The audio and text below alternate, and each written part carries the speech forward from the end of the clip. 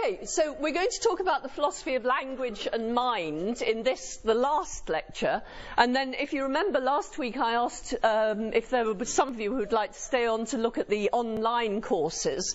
And what I'm going to do is I'm going to run through what the online course looks like, what you would have to do, the sort of courses there are, and how it works. So I'll actually go online and do that for you so you can see exactly what it's like, but you don't have to stay for that if you don't want to. So at 3:30 you can even go and have a cup of coffee or stay on if you feel like it.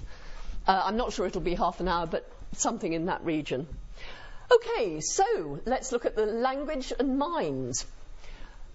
Philosophy of language is literally the philosophy of language. I think I've mentioned to you before that the thing about philosophy is because it's content neutral, logic, the methodology we use, it doesn't matter in what area you use logic. Language is one of the areas that you can do a philosophy of language.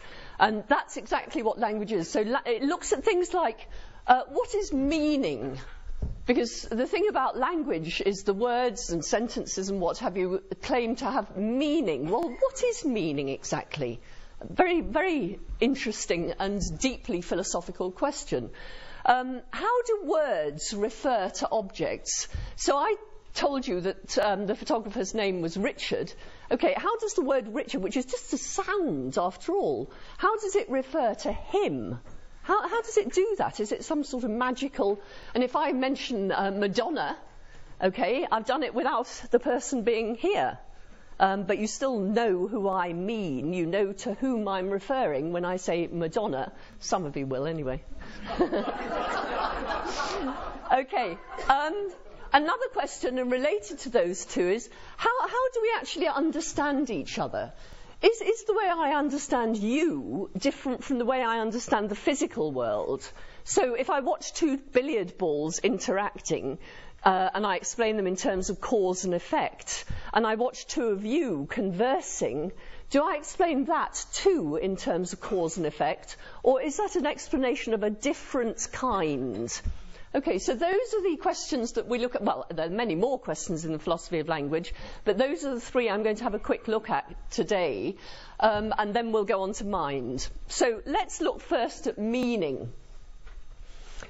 So how does language have meaning? And all that is involved in language is the sounds that I'm making now, which are hitting your ears. I could be speaking in French and they could be hitting your ears without there being... Well, French is a bad example, isn't it? Let's say Japanese, okay? And the sounds would be hitting your ears and there would be no understanding there, would there? My words would have no meaning to you unless you spoke Japanese. And I spoke Japanese as well. And I could write on paper. I mean, I often write on the flip chart. You're writing on here. How do these squiggles on paper have meaning to you? How come you look at the word elephant, or you hear the word elephant, and you're immediately thinking of the animal elephant? How does that happen? And it's not just cause and effect either. It's not just that you've associated that word with that animal, because you can do it without the animal there. Okay, there's more to meaning than just cause and effect. One explanation of meaning is that we should think of meaning as the conditions of truth and falsehood. So, think about you're trying to explain the meaning of the word cat to a child. And I think I've used this example before, so I think you're picking it up straight away, I hope. What would you do? You'd point out lots of different cats, and some of them would be black, some of them would be ginger, some of them would be fat cats, and some thin cats, and some tabby, and so on. Some old, some kittens. No, maybe not kittens. And what you'd be hoping is that the child would abstract away the essential catness of all the examples you're pointing to. Wouldn't you? That's what you're trying to do. And then, what would you do to test the child's understanding that the child had acquired the meaning of the word cat? How would you do that? Show the child a picture. Show another picture. And what? Of a different four-legged animal. Okay, and what? Go on, carry on. That won't do it. Ask him if that was a cat. You say, is that a pussycat? No, And what is that? Oh, what is that, perhaps? you might say, what is that? Okay, but you'd probably start with, is that a pussycat? We're talking about teaching the child. You've got to give us a few clues to start off with, I reckon. Okay, and what would you wait for? You said you've shown us a picture of a horse. Of another four-legged animal. Okay. Probably a small dog, because there's a similarity. It's a cat, and hope that he's learned the essence of cat, and we'll say no. No. Okay. So in testing the understanding that the child has got, you'll show it pictures of cats and say, is that a pussycat? And hope to elicit the answer, yes. You'll show pictures of dogs and other animals and hope to elicit the answer, no. You'll sometimes say, what is that? And hope to elicit the answer, a cat, and so on. So what are you actually testing for here? Well, what you're testing for is that the child has grasped the conditions under which that is a cat is true and that is a cat is false. Do you see what I mean? So you show it a picture of a cat and say, is this a pussycat? And it says yes. Thereby, or you show it a picture of a cat and say, what's that? And it says, it's a cat. And it's demonstrating that it knows the conditions under which this is a cat is true. And then you show it the dog and you say, is this a pussycat? And the child says, no. It's demonstrating that it's understood the conditions under which this is a cat is false. Do you see what? So lots of people have thought that if you ask the question, what is meaning? The answer is, meaning are the conditions of truth, meaning is the conditions of truth and of falsehood of a sentence. Okay? You've got to have the of and falsehood in there, because if you show it the dog and it says this is a cat, then it clearly hasn't got it, has it? It's not understood yet. So what it's got to grasp in order to understand, to grasp the meaning of the sentence, this is a cat, it's got to know the conditions under which this is a cat is true and this is a cat is false. And once it's got those, you think it now knows the meaning, don't you? There isn't anything more the child has to do to show that it has understood the meaning. So lots of people have thought of the meaning as conditions of truth and falsity. That's what we're grabbing. And notice that meaning can't come apart from understanding. To know the meaning of a sentence is to understand that sentence, isn't it? Okay, so meaning, if you construct a theory of meaning, what you're doing is constructing a theory of what it is for people who speak a specific language to understand something. Okay, so meaning and understanding go together. Okay, so we're asking, how does language have meaning? We've got a hypothesis here. Maybe meaning constitutes the conditions of truth and falsehood. But then we've got another question here. Well, is that right? Because if I write a sentence like this, Richard is a photographer. I'm trying to make people forget you, Richard. Okay, if I write Richard is a photographer, actually, no, I'm sorry, that's actually a very bad example because he's here and you know what I'm talking about. What I want to write is John is tall. Okay, you understand that sentence, don't you?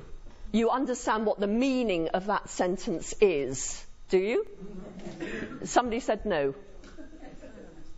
No, they won't admit to it anyway. Okay, you understand what that means, but now tell me its truth value. Is it true or false? It can be either. It could be either, couldn't it? You don't know the truth value of that. But how can you know the meaning of something without being able to determine whether it's true or false?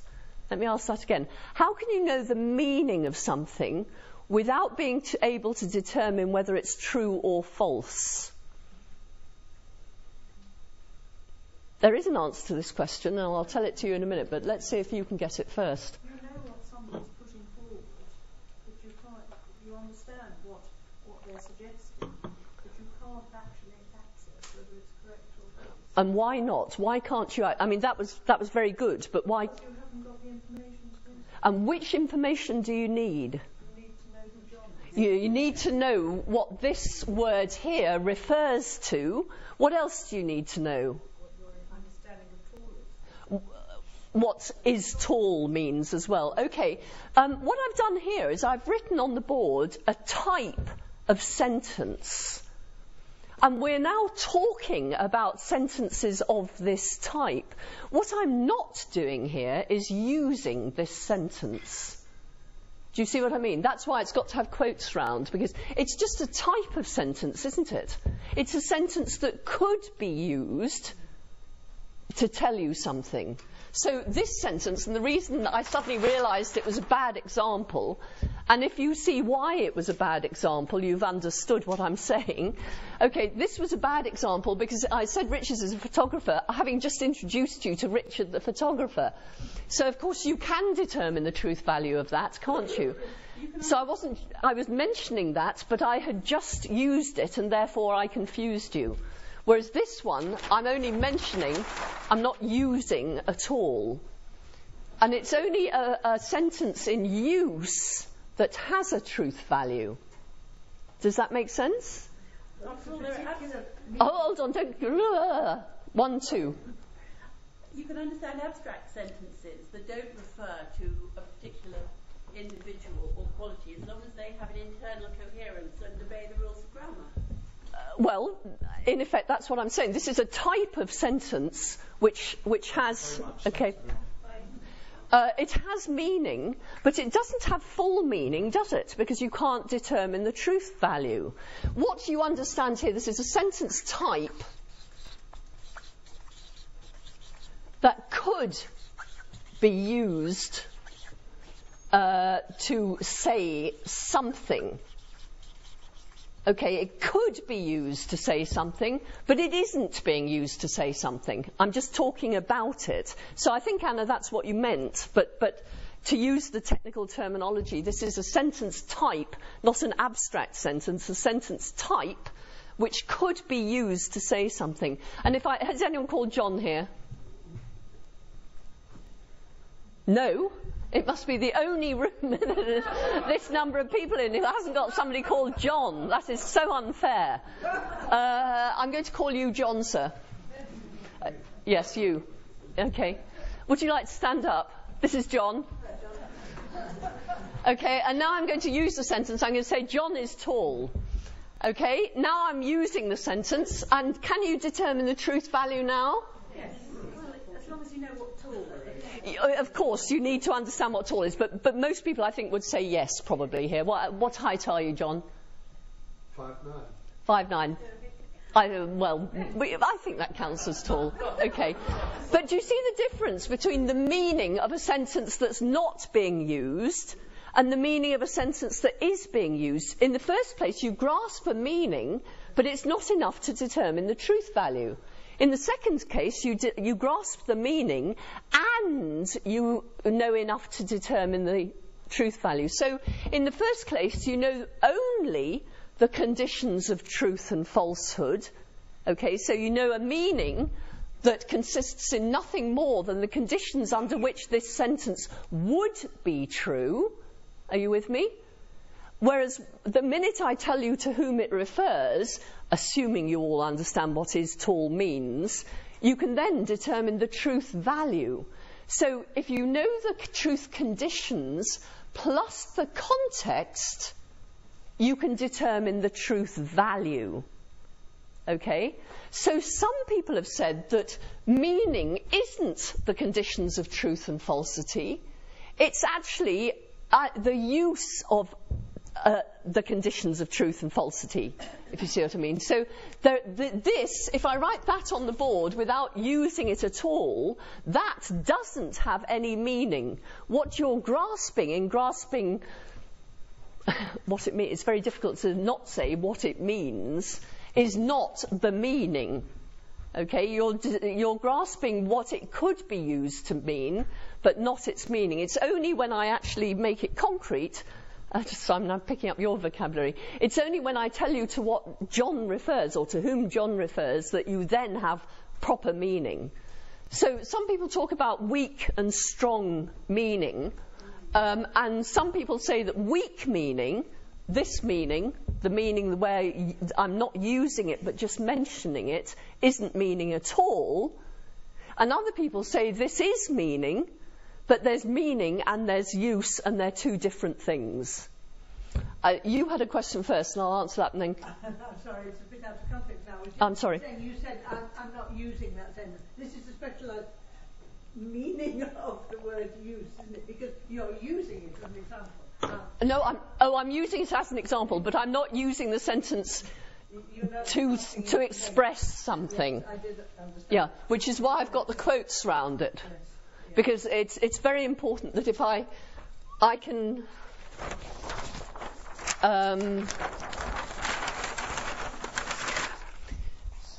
if I write that and that, of which of those could I say it has 5 letters? What does it say? I can't say what it says because one says chair and the other says chair with quotes around it. Okay, of which of these could I say it has 5 letters?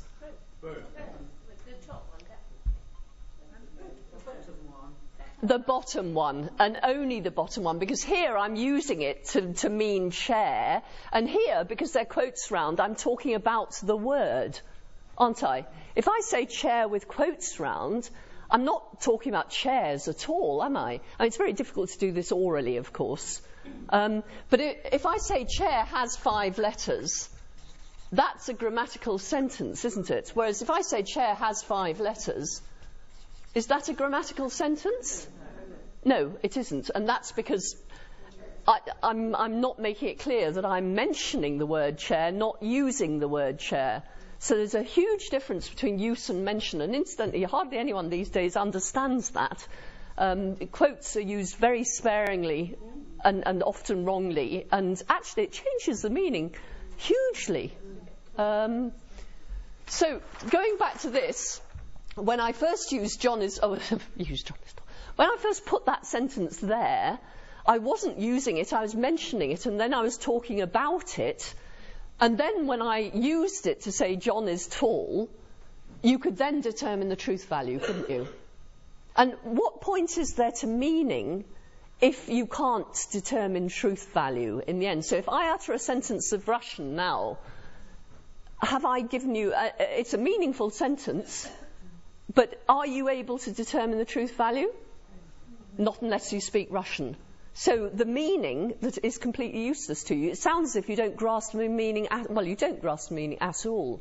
Sentence is meaningful, but you don't understand it. What's going on if you're teaching English and you're using John is tall to teach the verb to be? Are you using it or not using it? Well, what do you think? I don't know, I'm lost. What do other people think? Didn't hear the question. Oh, okay. Anna's saying, if I'm talking about John is tall in order to teach the verb to be, am I using or mentioning the sentence John is tall? I'd probably be... I mean, actually, I could do both. But if I'm saying John is tall, John and Susan are tall, John, Susan and... no, I am tall... I can't decline the verb. What am I doing there? I'm teaching grammar. But am I using the sentence John is tall or mentioning it? Yes, we're using it. I'm mentioning it, aren't I? I'm using the mention of it to teach grammar. See what I mean? I'm using the mention of the sentence to teach grammar. I am not using the sentence John is tall. I do not intend to convey to you the information that John is tall. I intend to convey to you the information that is the correct... Got it? Okay. Right. Okay, so we've got 2 hypotheses here about what meaning is. One is that meaning is the conditions of truth and falsity of a sentence. So when you grasp the meaning, you grasp the conditions under which the sentence would be true or false if it were used. Okay, so you look at John is tall and you grasp the meaning, because you grasp the conditions under which a sentence like that, if it were used, would be true or false. Or you say, well, actually, it's a necessary condition of grasping meaning that you can determine the truth value.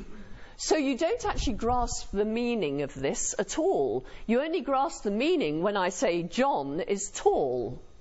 Okay? So one theory is truth condition theory. So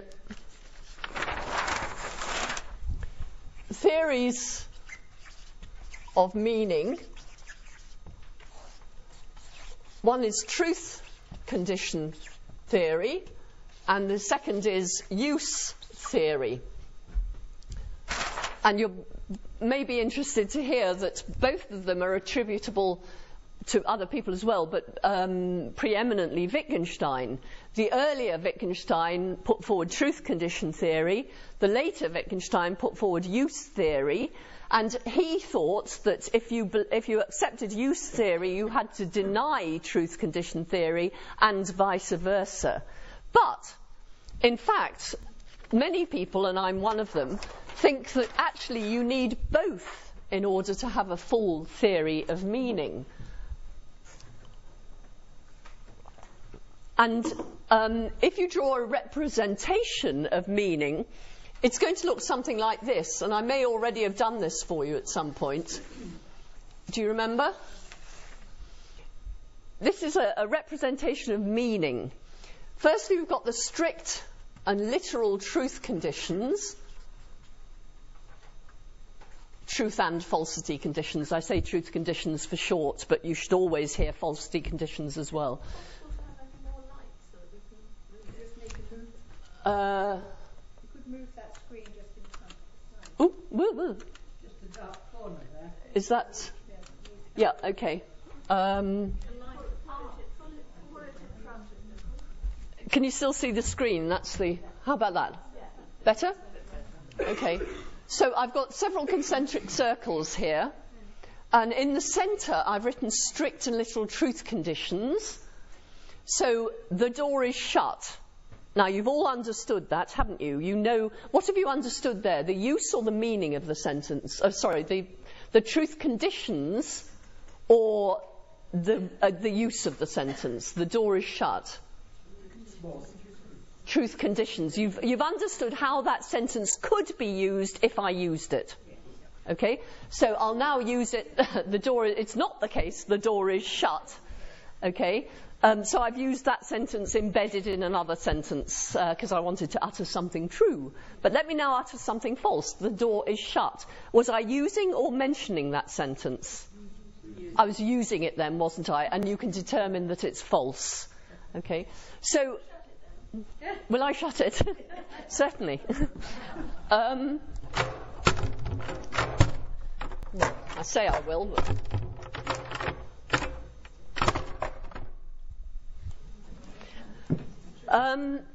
Okay, now I can operate on that sentence in various ways. I can say, shut the door. Or I can say, is the door shut? Or I can say, what else can I say? The door is shut. In each case, I'm using a different tone, aren't I? Assertoric tone in the final case, interrogative tone, imperative tone, etc. So I'm operating on that sentence to change what I'm doing with it. Do you see what I mean? I'm using it in different ways here. So you've got one sentence or one set of strict and literal truth conditions plus a number of operations on that to change what I'm doing with it. Then I've got, that was force, that's the force with which I'm using the sentence, not the tone. Tone is something different. Is the door shut yet? Okay, that's tone. Wasn't very good. I'm not a very good actress, but do you see what I mean? I'm being sarcastic, aren't I? Or something like that.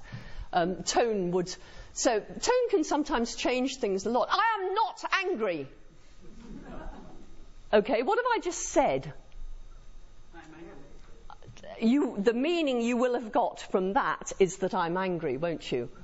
it's not at all that, I'm using the strict and literal truth conditions with an assoteric force and a tone of that makes it absolutely clear that you understand the complete opposite of what the strict and literal truth conditions are.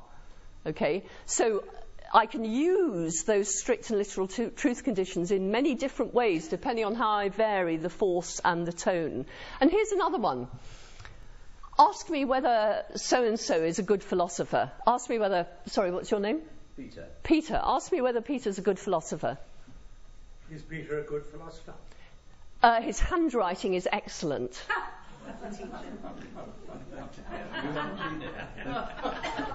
That'll teach you to say what you said earlier about philosophy.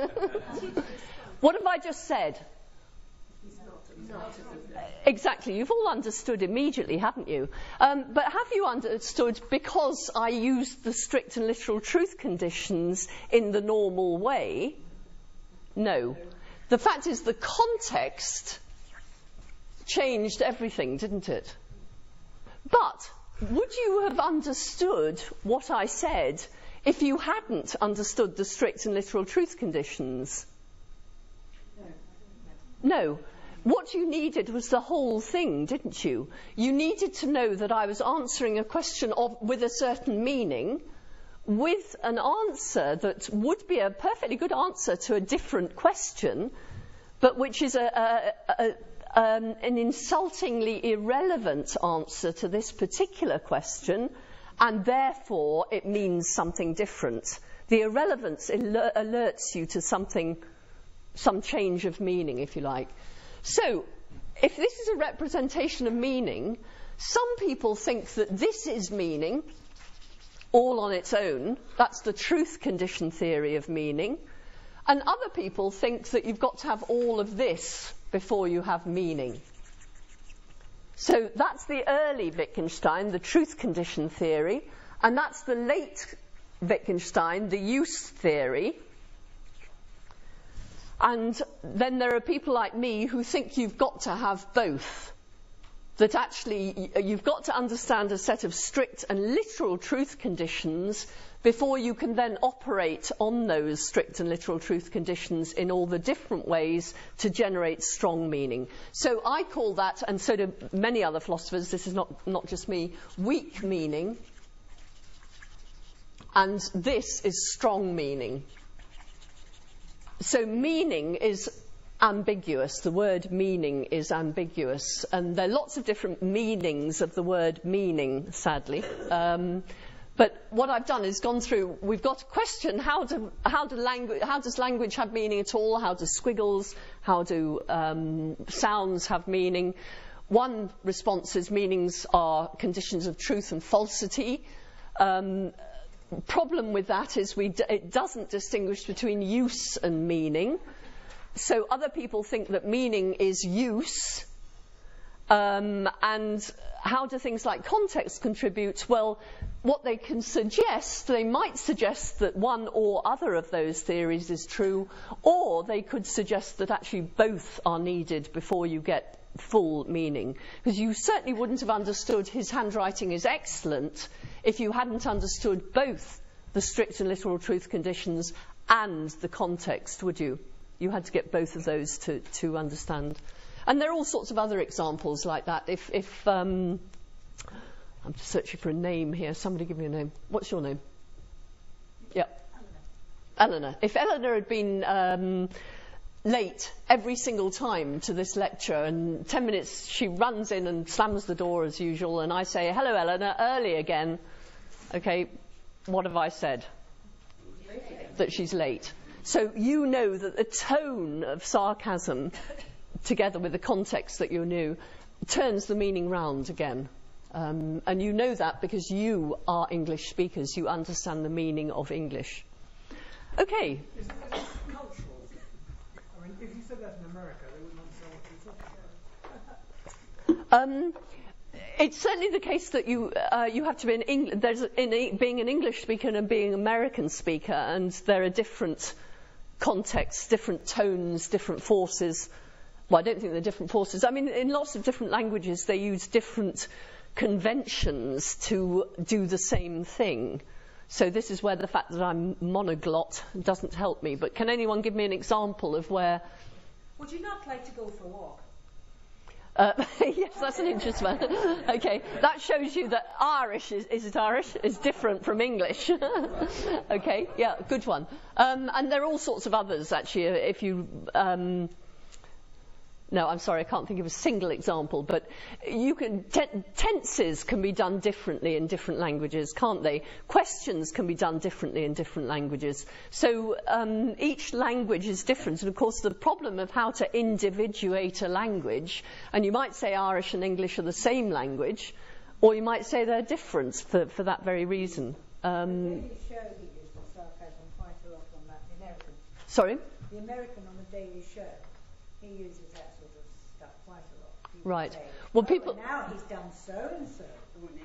Right. That's sarcasm rather than irony, isn't it? It's supposed to be the case that Americans don't use irony. I'm sure I have heard Americans using irony, but the French don't do irony. I'm sure that must be true. Are there any French people here? How do philosophers talk about meaning when they're referring to syndromes perhaps like Asperger's, lower grade autism, when meaning those sort of aspects of language, sarcasm and what have you, don't really... Well, when you're doing philosophy of language, you're not really interested in that. You're interested in the normal conveyance of meaning and so on. So, would it not interest them? Oh, yeah. If you know what I mean, because if a person doesn't understand it the same way, don't philosophers want to examine that? Of course, but they wouldn't particularly be interested in examining a malfunctioning speaker of language. And in this case, there is a malfunction. Do you see what I mean? If you want to understand the phenomenon itself, you will look at normal functioning of that phenomenon. And then you might go from that to look at abnormal functioning. And that indeed might throw some light on it. In fact, we'll talk a bit about something like that later on. But I hope that answers your question. Okay, one more question. I always thought meaning was something about value rather than truth. I mean, I haven't thought about it being truth, I'm sure it's truth, but to me, something that is meaningful to a person because it's valuable to them. But isn't truth valuable? I mean, when I was talking about ethics, I said to you, what would happen if you couldn't suppose that most people are telling the truth most of the time? What would happen? If you couldn't rely on the fact that most people tell the truth most of the time? Communication would break down completely, wouldn't it? Because what would be the point of it? I ask you what's on at the cinema, you tell me, and then I think, well, can I believe her? So truth is hugely valuable. And the exchange of information, and of course we're not just talking about information about the cinema. If I say I love you, I'm of course mentioning that sentence rather than using it at the moment. But if I were to... Oh, I'm sorry. But if I say I love you, I'm giving information, aren't I? But it's information of a different kind from the theatre, but it's still the case that you hope that the conditions under, that make that sentence true would actually obtain if I said that sentence to you in a situation, the right situation, and you'd be very upset if they didn't. So there is a lot of value in meaning, but the value is usually attached to truth, and it's usually the truth about all sorts of things that we value, like love, for example. Or Just that different people seem to find meaning in different things. Oh, you're talking about meaning in a rather metaphorical sense here. I mean, there's another sense of meaning, the meaning of a picture or a painting or something like that, the meaning of a, what's the meaning of the fact she's wearing that dress? Do you see what I mean? That's a secondary meaning of meaning, isn't it? Right? And I'm talking about philosophy of language. So I'm talking about the meaning of sentences, words, and so on, rather than the meaning of paintings or dresses or whatever, or life, yes. You've got to do 20 years of logic before you can do the meaning of life. I'm on the meaning of life, but you're not. Even then you can't tell the answer, though, can you? Well, we could do another few lectures if you like. I think we'd need quite a few. No, I'm only just starting the meaning of life. I've been lecturing for 22 years now. I've just started on the meaning of life. So, sorry, I thought the lady behind us was actually talking about, it means something to me. Well, she was. But this is an emotional thing. But what's the meaning of her wearing that dress? I mean, that's an emotional thing, isn't it? She knows I have another. She knows I was going to wear that dress today. Why is she wearing that one, which she knows clashes with it? That's an emotional thing. I love you. Doesn't that have an emotional meaning? I hate you. Yes, of course there's an emotional meaning, but the meaning is that in order to get the emotion behind my utterance of something, you've got to understand the strict and literal truth conditions of it. If you don't understand the conditions under which I love you is true, then you won't get any emotional response when I say I love you, because you won't know what it means. Do you see what I mean? The emotion is secondary. It's nothing to do with the meaning.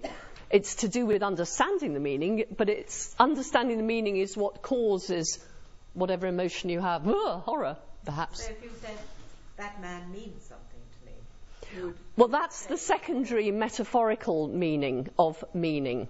So that painting has a certain meaning to me is not talking about language, is it? It's talking about a painting. And I'm talking about philosophy of language. That man is not a sentence. He's a man. So that's not the meaning, the sort of meaning I'm talking about. I said to you that meaning is multiply ambiguous. One more question, and then I think we must move on. Just to help out in that example, you use the word significance for meaning. Well, we can call it anything we like, but I think most people use meaning in that context. So, we'd be changing language if we did that, and that's not usually a good thing to do. It's a much better thing to do to understand why the word meaning is used in that way as well as the other way. Okay, so that's meaning. We're going to run out of time here, I can see. How do words refer to objects? So far I've talked about meaning, and meaning is actually a function of sentences. It's sentences that have meaning, not words. Let me convince you of this. If I say chair, what have I said? Thank you. Yes, I have said chair, but what's... A word. Have I said anything with meaning? I haven't, have I? Have I given you anything with conditions of truth and falsehood? No? Have I given you anything, have I used the word chair in any meaningful way? No. Okay. What I've got to give you to get meaning is a structured thing. Okay, one word will not do it. You might think there are one-word sentences. If I say go, I've given you something with truth conditions, haven't I? Or I've given you it's got fulfillment conditions because it was a command rather than truth conditions, but you see what I mean. But where is the structure in that? Go! Well, it's imperative, and it's a verb. Yes, there's more to it than that. There's a structure somewhere, isn't it? There's a subject verb. Go somewhere. You've got to go somewhere. You go there. So the demonstration is part of the structure. The implicit you, which comes from the fact it's an imperative form, that you go there is a sentence. You've got something that has truth conditions now, whereas go, if I don't talk to you and I don't demonstrate, has no meaning, does it? So in order to get meaning, you've got to have a sentence, something with structure. A word does not have meaning except in its contribution to a sentence. So when you're looking at a sentence like this I swear I won't be able to find it now. John is tall. Okay, it's composed of words. And of course this is important because Mary loves John has a different meaning from John loves Mary, doesn't it? So it's not just the meaning of the words that matters, or the contribution made by the words to the sentence. It's also the way those words are combined. So it's the grammar, the syntax, as well as the semantics of the word. So to understand that, you've got to understand to whom John refers, and of course you might not even know that John is a name, so you've got to know to what John refers, and you've got to know what is tall means. Okay, well, how do we do this? Well, let me tell you. Okay, I'm going to introduce a new word for you here. Okay, would you stand up and turn and face everyone, and would you do the same? And John, would you do the same, please? And Roger? And I think that's it. Okay, now all these people are gauche.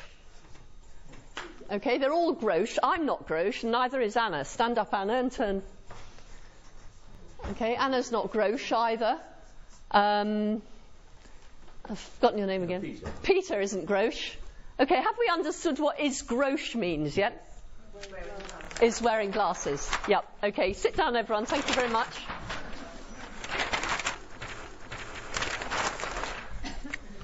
How do you spell gauche, do you think? Yes, I think it's about that, isn't it? Okay. The way I got you to understand that was by identifying a class of people as gauche and identifying a few others. Do you see what I was doing? I was giving you the truth conditions of is gauche, when it's true that something is gauche and when it's false that something is gauche. And so what you're doing when you're understanding words as opposed to sentences is understanding the contribution that they make to the truth conditions of a sentence. Okay? So in understanding your sentence, you're grasping the truth conditions and possibly also the use. And in understanding a word, you're grasping the the contribution made by those words to a sentence in which the word's used. And once you've understood is gauche, you can understand it in different contexts, can't you? Would you stand up, please, and turn and face people? Yes. Is this person gauche or not? Yes. Yes, there you are. Okay. So you can understand things like, here's a question, do zebras wear overcoats? Not often, someone says. Okay, well, the fact is you've never heard that sentence before, unless you've heard me lecture before, in which case you probably have. But you all understood it immediately, don't you? And this is because words are the, if you like, the tools, the atoms that you put together in various combinations. And this gives you a potentially infinite understanding, doesn't it? You don't have to have heard a sentence before to understand what it means. You understand the atoms and their combination. So you understand the meaning of the words and the meaning of the rules of combination, and that gives you a potentially infinite understanding. Okay, so how do we get to know that words refer? Well, some people have said ostensive definition. If I had pointed to Dot and said, Dot is gauche, stand up. Okay, Dot is gauche. Would you have understood what I meant? No. I'd say, look, she's gauche. No. Why not? You're new to the word, but why? Look, I'm ostensibly defining. You've got no comparison. Yeah. And what is it? As I'm pointing, can I point to her gaucheness, even if I go like this? Not necessarily. No? Okay, the thing is I can't point to any one aspect of anything, can I? If I point to a cat and say cat, it could easily mean the colour of the cat, or the shape of the cat, or the whiskers on the cat, or Quine, on whom there's incidentally a weekend school next weekend. Quine says, if you're in a foreign country and somebody points at a rabbit and says, Gavagai, okay, do you assume that Gavagai means rabbit? Or does it mean rabbit flies? Because in this particular country there are flies that always fly around rabbits. So you never see a rabbit without seeing rabbit flies. So am I ostensibly defining gavagai by pointing to the rabbit or the rabbit fly? And how are you going to distinguish that? Or do I mean by gavagai undetached rabbit part? In other words, I mean part of a rabbit that isn't detached from a rabbit, because you never get those without getting rabbits, do you? So how do you know that gavagai means rabbit as opposed to rabbit fly or undetached rabbit part or shoot it? Or shoot it, yes, exactly. Yes, or something like that. That might be a bit different. Just thinking. I think if you were telling somebody that something was dangerous, you'd probably do something more than ostensibly define it. You'd say, you know, something. Anyway, never mind. That's maybe you wouldn't. In which case, fine. Okay, so ostensive definition. It can't be an explanation. Also, how do you ostensively define the word 5? It's impossible, isn't it? Or how about the word and? How do you ostensively define the word and? And yet somehow you've all managed to pick up the word and, haven't you? You know exactly what it means. But it wasn't because your mum ostensively defined it for you. That might have been how you learnt how the word is written. But of course that's a very different thing from learning the meaning of the word. So it means pointing. Demonstrative definition, if you prefer.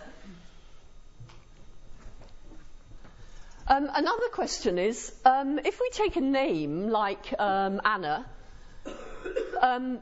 okay, is the meaning of Anna, notice I'm using quotes here, so I'm mentioning the name rather than using it, does the name Anna just have a reference, and when you grasp the meaning, you grasp its referent? Okay, or does it have a sense as well? Okay, so here's a word, and here's another word. I don't know if I'm spelling them properly. This says Hesperus, this says phosphorus. Okay, now these, you might think, if they're both the name for they are both names for Venus, the planet Venus, which appears both in the morning and in the evening. So Hesperus became associated with, and here's where I show my ignorance again, I can't remember whether it was the morning star or the evening star, but let's say the morning star, and phosphorus became associated with the evening star. Okay, so Hesperus and phosphorus have the same referent. But you don't know that, do you, initially? I mean, imagine yourself before astronomers had shown that Hesperus was phosphorus, that the star we see in the morning is the very same star that we see in the evening. You would have been very interested to learn that Hesperus is phosphorus, wouldn't you? And yet, if to grasp the meaning of a word, all you need to know is its referent, then surely you would have known that. Because you know the referent of Hesperus, you know the referent of phosphorus, and they are the same thing. So you should have known that long ago. You didn't. So the thought is that Hesperus and phosphorus must have something other than reference as meaning. They must have a sense as well. And some people have thought that what the sense is, here's Venus, okay, and phosphorus is one mode of presentation of Venus, and Hesperus is another mode of presenting Venus. So you could talk about me as Miss Talbot, or you could talk about me as Marianne. In both cases you refer to me, but you use names with different ways of presenting the same referent. And of course every referent has numerous ways of. Okay, so I could point to you as the woman in the orange and pink scarf, or the woman sitting next to the chap with a beard and long hair, or the woman sitting behind Anna. And all these are different ways of getting at you, different modes of presentation of you, and I could associate a name with each of those, like the woman with the pink and orange scarf is Susan, okay? The woman sitting next to the man with a beard and long hair is Jennifer, and then I can tell you that Susan is Jennifer. I don't know why I'd bother doing that, but you can see the principle. Okay, so ostensive definition can't be an explanation of how words refer. The reference of words can't be their meaning all on their own. They've got to have sense as well. And then, of course, there are different types of referent. Okay, Dot, stand up. Sorry, I'm keeping you fit here. Okay, now sit down again. Okay, now everybody stand up, please. It'll keep you all on your toes, won't it? Okay, now sit down if you're male. Okay, sit down if you're wearing dark colours, all dark colours. It is a bit ambiguous, I know, but okay. Sit down if you're not Grolsch. No, well, you're not at the moment, so sit down. Okay. Oh, Freudian slip. Grolsch is the drink. Oh. Shut up, Anna. Sit down if you're wearing anything brown or fawn. Isn't that fawn, that jumper? Grey. Oh, right, okay. But sit down, okay, so you can sit down anyway. Sit down if your hair is dark. Sit down if you're wearing a pinafore. Sit down if you're wearing a white t-shirt. Sit down if you're wearing orange, or if you've got on a black jacket, or if you're wearing a grey jumper. Oh, it's blue.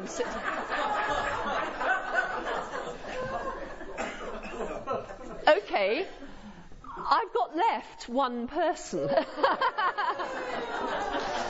So Dot is the person who is not wearing any of these things. Okay, so I can uniquely refer to Dot either by throwing a harpoon at her, using a referring term, a designator, Dot, stand up, you can stand up, or I can pick out Dot by describing her uniquely. And I could do this in another way. Here's another way of doing it. Stand up if there's someone else wearing a pink jumper at the back, which is very irritating. Sorry, it's a very nice pink jumper, but you see what... stand up if you're wearing a pink jumper over a pink and grey shirt. Yes! That was easier, wasn't it? So do you see that there are different types of reference? There's either a harpoon, if you like, I can go straight for the person, or I can throw a net over everything and pick out just one thing by a description. Okay, I'm using a description to uniquely refer to. So descriptions are designators as much as names are. But of course, they designate or refer in a completely different way, don't they? So one's like a harpoon, the other's like a net. And we often have to use a net, but we can also go wrong. If I say, would the person drinking martini stand up? Seeing you drinking from a martini glass, no, you can keep sitting down. But actually, she's got water in her martini glass, and so my reference goes wrong. Very difficult questions about how do I succeed in referring to you nevertheless, because you're not drinking martini, so the description is false, and yet I do manage to do that. How do I do that? You have to be more precise. Well, I didn't need to be more precise, though. I managed to get you, even though my reference didn't fit, didn't I? So. Yes, you pointed at me. Yes, okay. But that was due to the lack of a martini glass, rather than the lack of martini. Okay, so lots of questions in how do words refer. Now, just quickly, we've got to go on to mind, and this is, how do we understand each other? One group of people say we use a theory.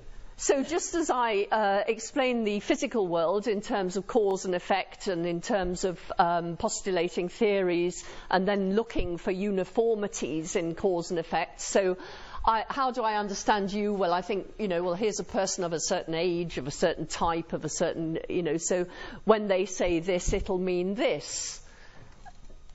Lots of people would say, well, actually, that's not good enough, because if I'm going to understand you, I've got to understand you in all your individuality. And what I ought to be doing is if you say something crazy, instead of saying, well, that person's obviously crazy, I'm not listening to you anymore, I've got to say, why is that rational person saying something that sounds crazy? I must have misunderstood her. Okay, so what do you mean? You ask another question. So this one says that we understand each other on the principle of the uniformity of nature, exactly like any other part of the physical world. There's no difference at all between you and this chair in terms of my understanding your behaviour. Charity says, no, in order to understand things like you, I've got to use the principle of charity, not just the principle of the uniformity of nature. And simulation theory tells me that not only have I got to use, maybe not even, but I can't just use this, because what I've got to do is simulate you. I've got to put myself in your position. And when I do that, I'm not putting myself in your position, because when I do that, I only get me, don't I? What I'm doing is I'm trying to see the world through your eyes. So I'm not just putting myself in your position. I'm transforming myself into you in my imagination, in order to understand what you mean. So when I hear you say there are tickets for Madonna tonight, instead of thinking, oh, is that interesting? I think, oh my God, and I know how much Dot likes Madonna, and I say, oh, fantastic, Dot, because I've transformed myself into Dot, and I see that she's telling me this because she wants me to enthuse with her about Madonna. Do you see what I mean? So there's simulation. So these are three different theories about how you understand people.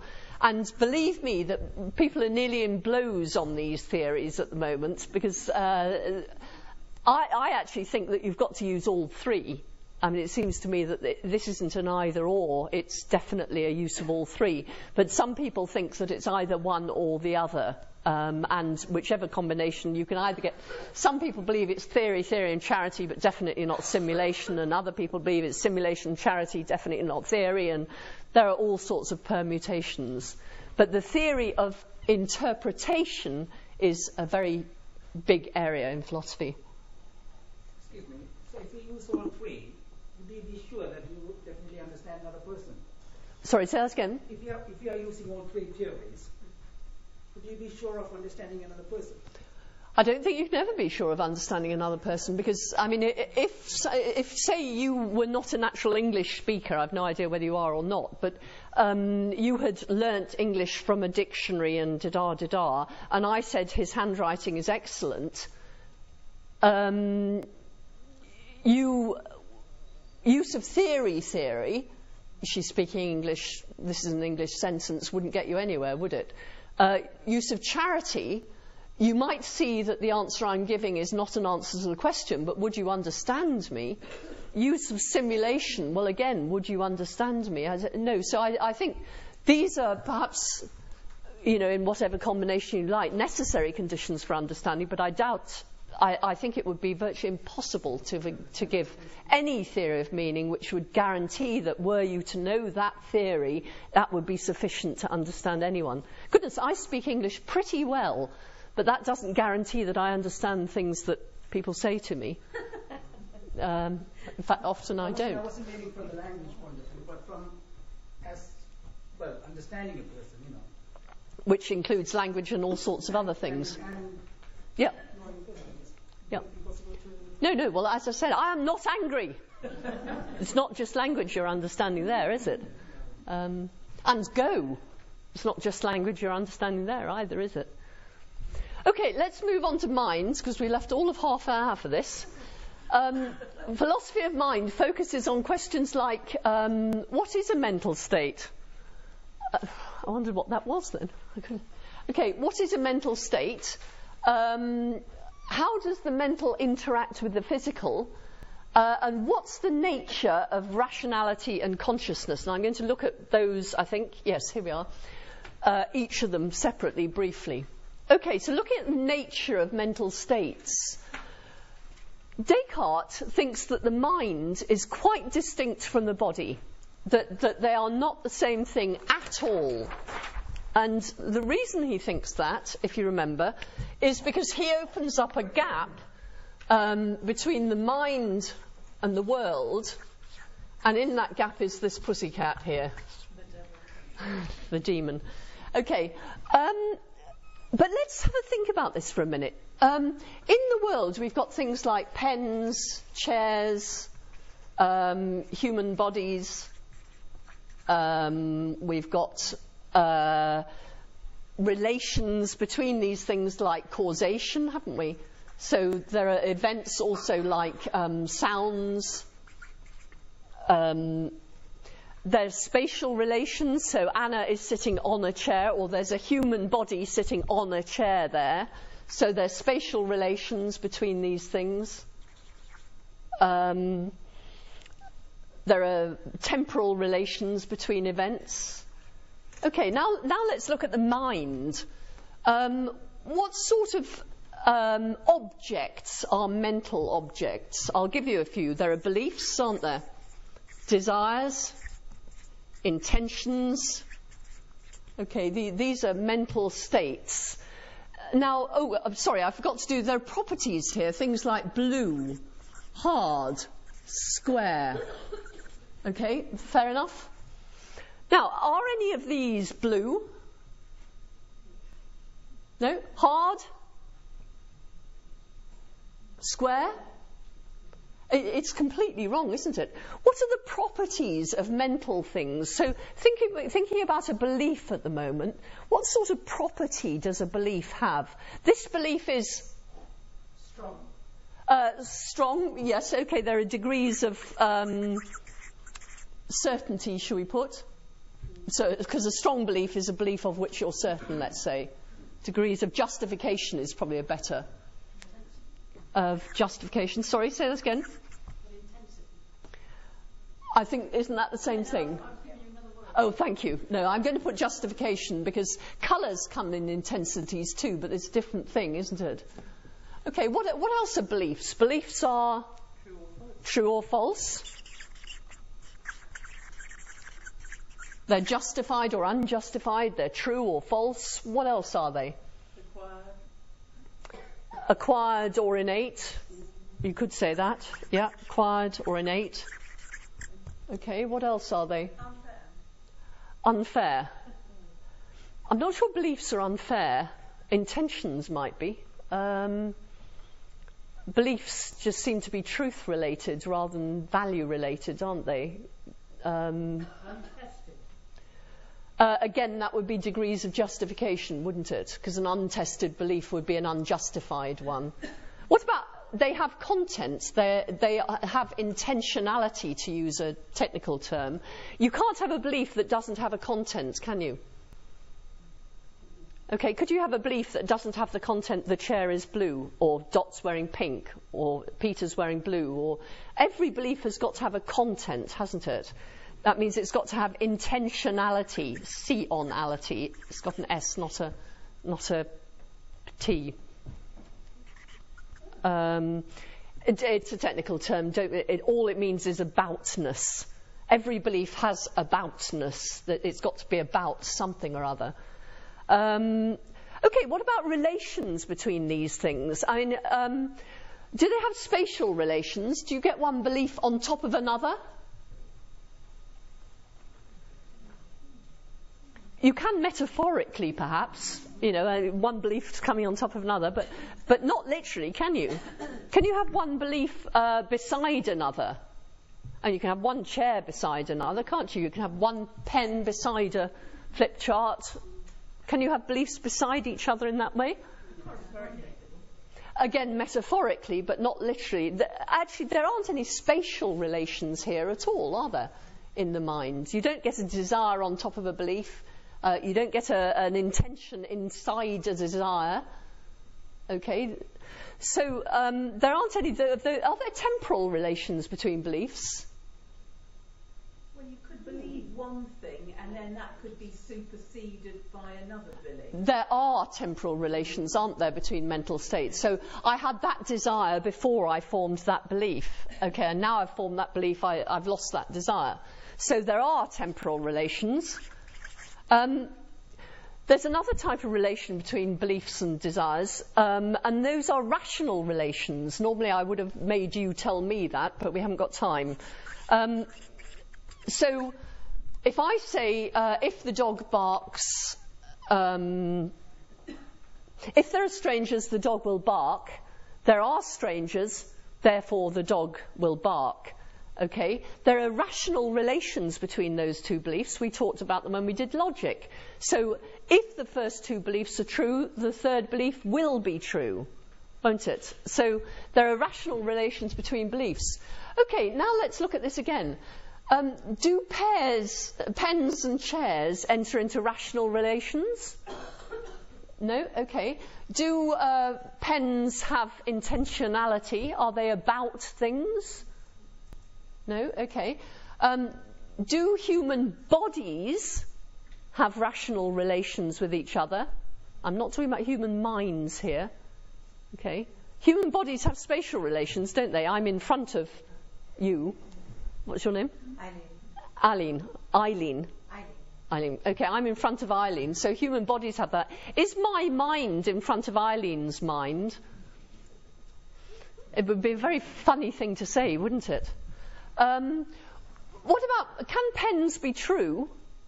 Is this pen true? It may make a sentence true, mightn't it? This pen is blue is made true by this pen. But it is not itself true. If there weren't any beliefs, in fact, or sentences that express beliefs, there wouldn't be any truth. One major question here is, can beliefs cause? Are there causal relations between beliefs? What do you think? Okay. You're right, but actually causation within the mind is usually a malfunction. If my desire that my husband is not having an affair, causes my belief that he isn't having an affair, okay, is something going right here? It isn't, is it? Because the fact is that the desire that my husband isn't having an affair is no reason at all for the belief he isn't having an affair. Is it? What I've got there is wishful thinking. And then there's association. One belief can cause another simply because I've associated the two beliefs in my mind. But of course the relation you want between your beliefs, and indeed between your desires and beliefs and so on, is rational relations, not simply causal relations. Sometimes, there's nothing wrong necessarily with having causal relations between your beliefs. Association is quite useful in many cases. But actually, without reason, you'd be in serious trouble. It's rational relations you want between your beliefs, not causal ones. So when you ask, are mental states physical states? Well, physical things like pens don't seem to have any of the properties or relations that mental states have. Mental states, like beliefs, don't seem to have any of the properties or relations that physical states go in for. So beliefs can't be blue or square or hard or... So why should we think that mental states are the very same thing as physical states? And yet... Well, funny enough, we're about the first generation who has assumed that mental states are physical states, because we know that the brain is very important to the mind, and we just assume, therefore, that they are the same thing. But how can they be? Ah! What does it say? A file is about to be sent to my machine. Oh, how alarming. Execute now, abort. Oh.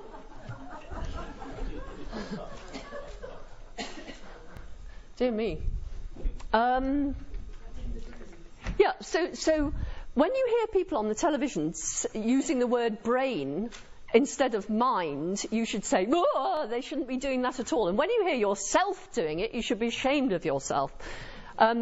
It may be that mental states turn out to be physical states, but actually it's hugely unlikely that they will. And if you study philosophy of mind for any length of time, you'll see that knee-jerk physicalism, the idea that mental states are physical states. So my belief that P is nothing more than a brain state of mine, you'll see that actually that's hugely unlikely. Here's another reason for thinking it's unlikely. Okay, I'm having a belief about... No, let's use Dot. She's got that nice pink jumper. Okay, I'm thinking about Dot now. I'm thinking that Dot is wearing a pink jumper. Now, if Dot didn't exist, could I have that belief, that very belief? Do you think not? I could have a belief very like it, couldn't I? I could have a belief about a woman wearing pink who's sitting in front of me. In other words, I could have a belief about a description of someone very similar to Dot. But could I have the belief that Dot is wearing a pink jumper? Could I have a belief about Dot at all if Dot didn't exist? No, it doesn't seem as if I could I? Well, if that's true, given that I would have whatever brain state I have that's underpinning my belief about Dot's wearing a pink jumper, I could have that, couldn't I? Whether Dot existed or not, because what goes on inside my brain goes on quite independently of Dot's existence or not, and yet I couldn't have a belief about Dot if Dot didn't exist. So my having a belief, it's being true of Marianne that she has a belief about Dot is dependent upon the existence of Dot, whereas Marianne's having the brain state that underpins her belief about Dot is completely independent of Dot's existence or not. So how can that brain state be the very same thing as my belief? It couldn't be. So it may well be that brain states are necessary conditions of having beliefs, that the relation between brain states and mental states is hugely important, but it is not one of identity. They are not the same thing. So when you hear yourself using brain state when you should be using mental state, you'll smack yourself on the wrist and say, Marianne wouldn't like that, and you'll stop doing it. And if you want to understand more about why, you should do a course on philosophy of mind. Although you've got to pick your course, because it would have to be a course on beliefs rather than qualitative states or something. Okay. Now you've asked an interesting question there, because look, you've asked where in space is my mind? But minds don't enter into spatial relations. So because you're modelling the mind on the model of a physical object, you're asking a question that would be a question you'd obviously have, because no physical object could exist without existing in space. But the question of whether a mind exists in space, well, I want to say, minds don't exist in space. But then where do they exist? Well, no, you can't ask that, because it's not a where. They don't exist where at all. They don't enter into spatial relations. If the mind were the brain, then my mind would be inside my head, wouldn't it? And if my mind were inside my head, my belief that Dot is wearing a pink jumper would also be inside my head. And isn't that where it